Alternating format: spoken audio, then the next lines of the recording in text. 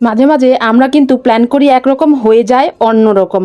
আর এটা কিন্তু অন্য অনেকের ক্ষেত্রেই হয়।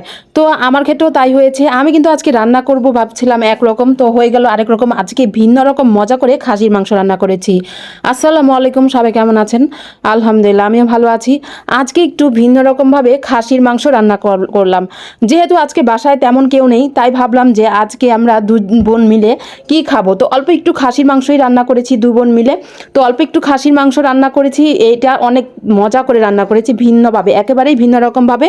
আর সবসময় অনেকেই ট্রাই করি একভাবে, আসলে তো হয়ে যায় আসলে অন্য রকম। তো আজকেও সেম হয়েছে। আজকে খাসির মাংস রান্না করব আমি এই মাটির কড়াইতে। আর এই মাটির কড়াইতে রান্না করলে কিন্তু অনেক মজা হয়। আর মাটির জিনিসের যারা অনেকেই হয়তো জানেন যে মাটির জিনিসে রান্না করলে ভীষণ মজা হয়। তো আপনাদের কাছে একটি ছোট অনুরোধ, আমার যদি ভিডিওগুলো, এই সিম্পল সাধারণ ভিডিওগুলো ভালো লাগে, তাহলে আমার চ্যানেলটিতে একটি সাবস্ক্রাইব করে আসবেন আর আমার পেজটিতে একটি ফলো দিয়ে আসবেন।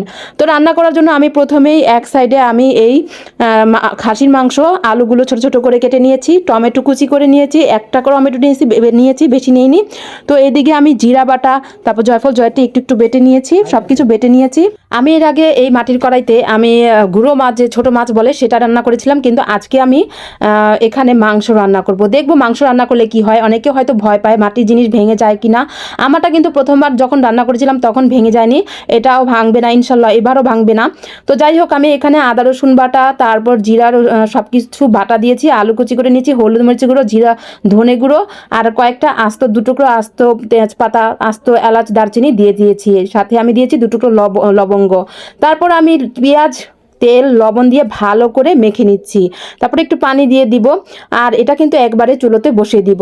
তো এখনই কিন্তু কেমন জানি অন্যরকম ভালো লাগছে, কারণ হাতে মেখে কিন্তু কিছু রান্না করলে ভীষণ ভালো লাগে। আর আমাদের বাঙালিদের কিন্তু একটা জিনিস অনেক ভালো লাগে, আমরা যদি কিছু জিনিস রান্না করতে যাই, তাহলে যদি হাত দিয়ে না ধরে সেই জিনিসটা আসলে ভালোই লাগে না। সব কিছুতেই একটু না একটু হাত লাগবেই, এটা স্বাভাবিক।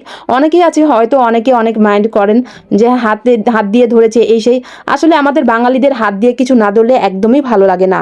আর আমার রান্নাটি আজকে কেমন হয়েছে সবাই অবশ্যই কমেন্ট করে জানাবেন। আমার কিন্তু আজকে মাটির চুলা ধরাতে তেমন কষ্টই হয়নি। আর এই রান্নাটি আজকে আমার খুব তাড়াতাড়ি হয়ে গিয়েছে। এদিকে ভালো করে কষিয়ে তারপর পানি দিয়ে দিব। কষানো কিন্তু প্রায় হয়ে গিয়েছে। আমি কিন্তু কাঁচামরিচ দিব আবার কয়েক টুকরো, যেহেতু আমরা একটু ঝাল করে খাবো। আমরা কিন্তু অনেক ঝাল প্রেমী, অনেকেই হয়তো জানে না, অনেকে হয়তো জানে আমরা অনেক ঝাল পছন্দ করি। তো এদিকে পরিমাণ মতো পানি দিয়ে আবার ঢেকে দিলাম। আর তারপর আমি গিয়ে আমার গাছগুলোতে একটু পানি দিয়ে দিচ্ছি। গাছগুলো 3-4 দিন হলো পানি দেওয়া হয়নি। তো গাছগুলো পানি দিয়ে আমি আবার চলে যাব আমার রান্নাতে। ওইদিকে রান্নাটা হতে হতে এদিকে আমি পানি দিয়ে দিয়েছিলাম। আর এদিকে এই তো রান্না কিন্তু প্রায় হয়ে গিয়েছে, আর একটু কষিয়ে নিব। এই তো প্রায় কিন্তু হয়ে গিয়েছে। কেমন হয়েছে অবশ্যই কমেন্ট করে জানাবেন। আমি একটু ঝোল ঝোল রাখবো, চাইলে আপনারা একটু ঝোলটা কমিয়ে নিতে পারেন, যেহেতু মাংস একটু অল্পই নিয়েছি। তো কেমন হয়েছে আমার এই রান্নাঘরের রান্নাটি আর আমার মাটির চুলা রান্নাটি অবশ্যই সবাই কমেন্ট করবেন। সবাই ভালো থাকবেন, সুস্থ থাকবেন, স্বপ্নের পথে পাশে থাকবেন, আর আমার জন্য দোয়া করবেন। আল্লাহ হাফেজ।